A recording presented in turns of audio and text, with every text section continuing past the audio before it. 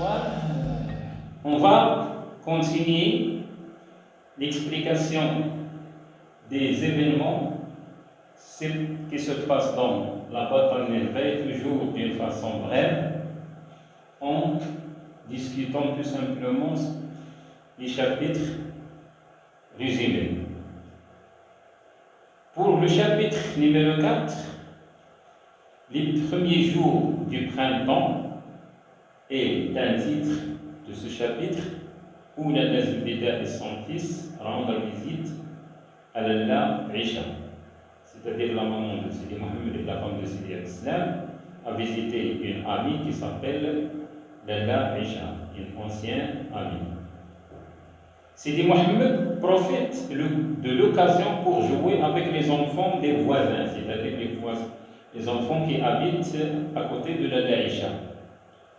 Et Lalla Aïcha raconte ensuite à son ami, c'est-à-dire à Lalla Zubayda, les malheurs ou bien les problèmes de son mari avec son associé Al-Qadir. Son mari, bien sûr, c'est Moulay Al-Arabi, qui a des problèmes avec son associé Al-Qadir dans le domaine, comme on a déjà vu, dans les personnages de la commerce.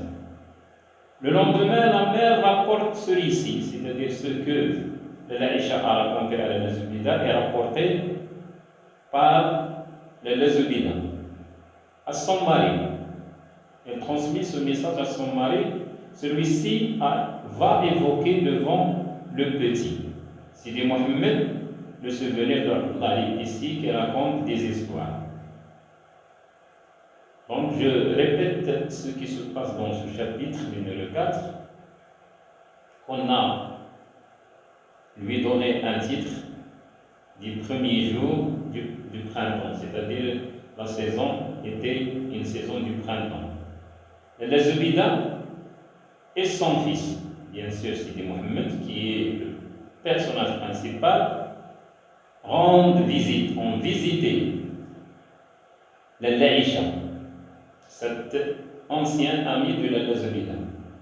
Sidi Mohamed profite l'occasion pour jouer avec ses enfants des voisins qui habitaient bien sûr à côté de Lalla Aïcha.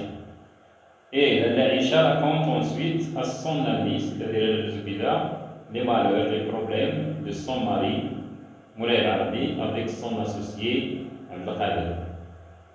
Le lendemain, comme on a dit, la mère rapporte, transmet ce message, ou bien ce récit malheureux à son mari.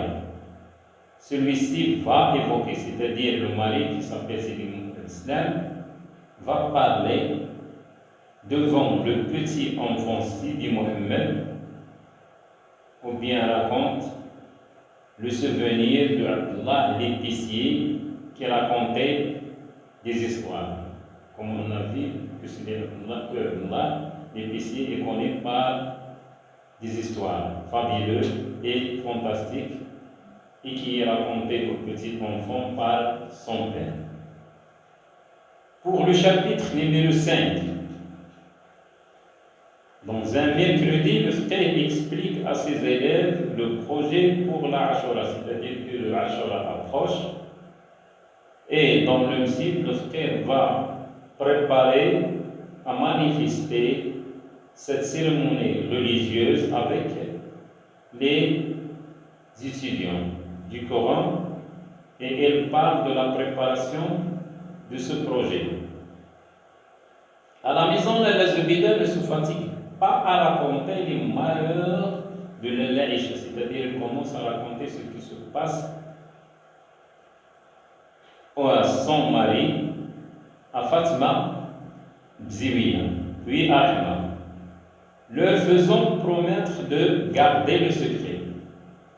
C'est-à-dire elle demande à Ahmad et à Fatima Bziwiya de ne pas transmettre ce message à personne. Ensuite, le narrateur relate le souvenir de la mort de Sidi Mohamed ben Par ayant assisté à la scène, le petit enfant fait un cauchemar la nuit. Le narrateur relate, comme on a déjà dit, le souvenir de la mort de Sidi Mohamed al-Tan, c'est-à-dire qu'il a assisté à cet événement malheureux. Il voit les femmes qui crient et qui pleurent et qui font des gestes qui font peur aux petits enfants. Et pendant la nuit, Sidi Mohamed commence à voir des cauchemars. On s'arrête à ce niveau.